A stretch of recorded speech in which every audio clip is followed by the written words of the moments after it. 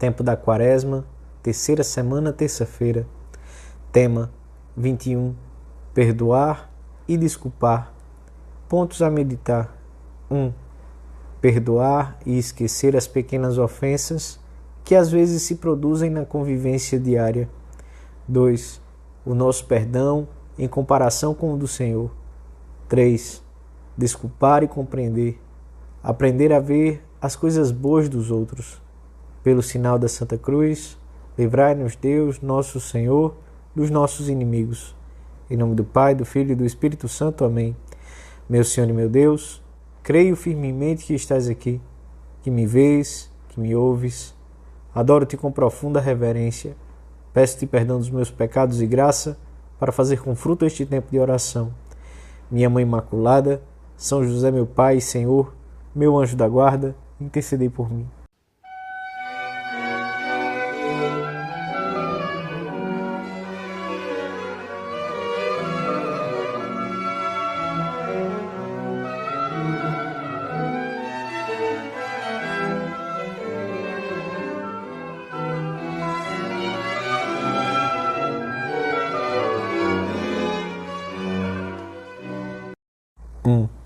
No trato com os outros, no meio do trabalho, nas relações sociais, na convivência de todos os dias, é praticamente inevitável que se produzam atritos. É também possível que alguém nos ofenda ou se porte conosco de uma maneira pouco leal, que nos prejudica. E isto, talvez de forma habitual. Devo perdoar até 7 vezes? Quer dizer, devo perdoar sempre? Esta é a questão que Pedro propõe ao Senhor no Evangelho da missa de hoje. É também o tema da nossa oração. Conhecemos a resposta do Senhor a Pedro e a nós. Não digo até 7 vezes, mas até 70 vezes 7. Quer dizer, sempre. O Senhor pede aos que o seguem, a ti e a mim, uma disposição ilimitada de perdoar e desculpar. Quer que o imitemos. A onipotência de Deus, diz São Tomás, manifesta-se sobretudo em perdoar e usar de misericórdia, porque a maneira que Deus tem de demonstrar o seu poder supremo é perdoar livremente. É por isso que nada nos assemelha tanto a Deus como estarmos sempre dispostos a perdoar. E é aqui que mostramos também a nossa maior grandeza de alma. Longe da nossa conduta, portanto, a lembrança das ofensas que nos tenham feito, das humilhações que tenhamos padecido, por muito injustas, descorteses e rudes que tenham sido, porque é impróprio de um Filho de Deus ter preparado um registro para apresentar uma lista de agravos, ainda que o próximo não se corrija, ainda que recaia constantemente na mesma ofensa ou em coisas que me magoam, devo renunciar a todo rancor. O meu interior deve conservar-se são e limpo do menor assomo de inimizade.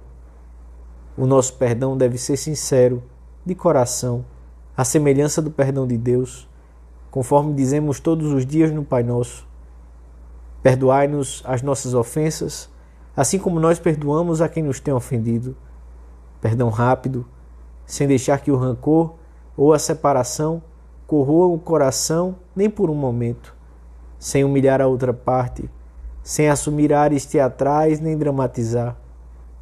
A maior parte das vezes, na convivência habitual, nem sequer será necessário dizer eu te perdoo. Bastará sorrir, voltar naturalmente à conversa, ter um detalhe amável, em suma, desculpar. Não é necessário que soframos grandes injúrias para nos exercitarmos nestas manifestações de caridade. São suficientes esses pequenos incidentes que acontecem todos os dias. Discussões no lar por questões de pouca importância, respostas grosseiras ou gestos desabridos ocasionados muitas vezes pelo cansaço das pessoas e que acontecem no trabalho, no trânsito das grandes cidades, nos meios de transporte coletivo. Viveríamos mal a nossa vida de cristão se, ao menor atrito, a nossa caridade esfriasse e nos distanciássemos dos outros ou ficássemos de mau humor. Ou se uma injúria grave nos fizesse esquecer a presença de Deus e a nossa alma perdesse a paz e a alegria. ou se fôssemos suscetíveis. Devemos examinar-nos para ver como são as nossas reações ante os pequenos aborrecimentos que às vezes se produzem na convivência diária.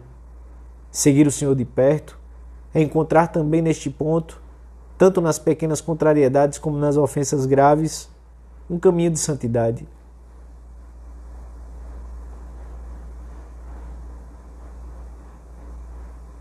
Dois. Se pecar 7 vezes no dia contra ti, 7 vezes lhe perdoarás.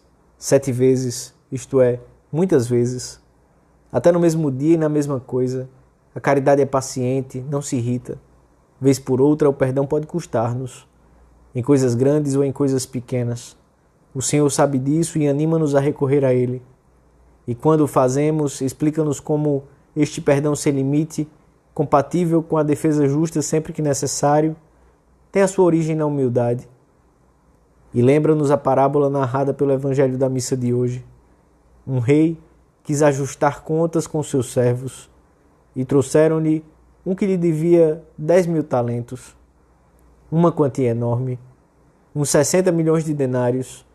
Um denário era o salário de um dia de um trabalhador no campo. Quando uma pessoa é sincera consigo própria e com Deus, não é difícil que se reconheça na posição desse servo que não tinha com que pagar. Não somente porque deve a Deus tudo o que é e tem, mas porque são muitas as ofensas que lhe foram perdoadas. Só lhe resta uma saída: recorrer à misericórdia de Deus, para que faça com ele o que fez com aquele servo. Cheio de compaixão, o Senhor deixou-o ir-se embora e perdoou-lhe a dívida. Mas quando este servo encontrou um dos seus companheiros que lhe devia 100 denários, não lhe soube perdoar nem esperar que estivesse em condições de pagar-lhe, apesar de o companheiro lhe ter pedido que se apiedasse dele. Então o Senhor chamou-o e disse-lhe: servo mau, eu te perdoei toda a dívida, porque me suplicaste. Não devias também tu compadecer-te do teu companheiro, como eu tive compaixão de ti? A humildade de reconhecermos as nossas inúmeras dívidas para com Deus ajuda-nos a perdoar e a desculpar os outros. Se tivermos em conta tudo que o Senhor nos perdoou, perceberemos que aquilo que devemos perdoar aos outros, mesmo nos casos mais graves, é pouco. Não chega a 100 denários. Comparados com esses 60 milhões, são nada. A nossa atitude ante os pequenos agravos deve ser a de não lhes dar muita importância. Na realidade, na maioria das vezes, não a tem. E desculpá-los com elegância humana. Quando perdoamos e esquecemos, somos nós que mais lucramos. A nossa vida torna-se mais alegre e serena e não sofremos por ninharias. Verdadeiramente a vida, que já de per si é estreita e insegura, às vezes se torna difícil, mas isso contribuirá para fazer-te mais sobrenatural, para te fazer ver a mão de Deus, e assim serás mais humano e compreensivo com os que te rodeiam. Temos que compreender a todos, temos que conviver com todos, temos que desculpar a todos, temos que perdoar a todos. Não diremos que o injusto é justo, que a ofensa a Deus não é ofensa a Deus, que o mal é bom.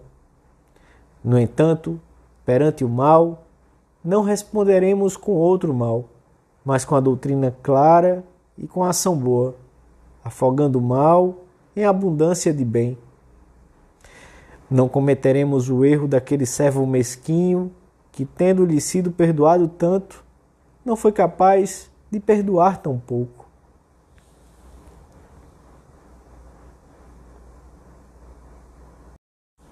Três. A caridade dilata o coração para que caibam nele todos os homens, mesmo aqueles que não compreendem ou não correspondem ao nosso amor. Ao lado do Senhor, não nos sentiremos inimigos de ninguém. A seu lado, aprenderemos a não julgar as intenções íntimas das pessoas. Das intenções dos outros, não captamos senão umas poucas manifestações externas, que muitas vezes ocultam os verdadeiros motivos da sua conduta. Ainda que vejais algo de errado, não julgueis imediatamente o vosso próximo, aconselha São Bernardo, mas desculpai-o no vosso interior. Desculpai a intenção, se não puderdes desculpar a ação. Pensai que terá sido levado a ela por ignorância, por surpresa ou por fragilidade. Se a coisa for tão clara que não vos seja possível dissimulá-la, ainda assim procurai crer desse modo e dizei no vosso interior: a tentação deve ter sido muito forte. Quantos erros cometemos nos pequenos atritos da convivência diária? Muitos deles se devem a que nos deixamos levar por juízos e suspeitas temerárias. Quantas tensões familiares se converteriam em atenções se compreendêssemos que esse pormenor indelicado ou esse gesto inoportuno se deveu ao cansaço daquela pessoa depois de um dia longo e difícil. Além disso, enquanto interpretares com má fé as intenções alheias, não terás o direito de exigir compreensão para ti mesmo. A compreensão inclina-nos a viver amavelmente aberto aos outros. Ao olhá-los com simpatia, alcança as profundezas do coração e sabe encontrar a parte de bondade que há sempre em todas as pessoas. Só é capaz de compreender quem é humilde. Caso contrário, até as menores faltas dos outros se veem aumentadas, ao mesmo tempo que se tende a diminuir e justificar as maiores faltas e erros pessoais. A soberba assemelha-se a esses espelhos curvos que deformam a verdadeira realidade das coisas. Quem é humilde é objetivo e então desculpa com facilidade os defeitos alheios. O humilde não se escandaliza. Não há pecado nem crime cometido por outro homem, escreve Santo Agostinho, que eu não seja capaz de cometer pela minha fragilidade. E se ainda não o cometi, é porque Deus, na sua misericórdia, não permitiu e me preservou no bem. Além disso, sendo humildes, aprenderemos também a descobrir muitas virtudes naqueles que nos rodeiam. Dão-nos lições de trabalho, de abnegação, de alegria. E não nos deteremos demasiado nos seus defeitos, a não ser quando for imprescindível, para os ajudarmos com a correção fraterna. Se assim o pedirmos à Virgem, ela nos ensinará a saber desculpar. Em Caná, Nossa Senhora não critica a falta de vinho, mas ajuda a resolvê-la, como nos ensinará também a lutar por adquirir essas mesmas virtudes que por vezes nos pode parecer que faltam aos outros. Então estaremos em excelentes condições de poder prestar a todos a nossa ajuda. Dou-te graças, meu Deus, pelos bons propósitos, afetos e inspirações que me comunicaste nesta meditação. Peço-te ajuda para os pôr em prática. Minha Mãe Imaculada, São José, meu Pai e Senhor, meu anjo da guarda, intercedei por mim.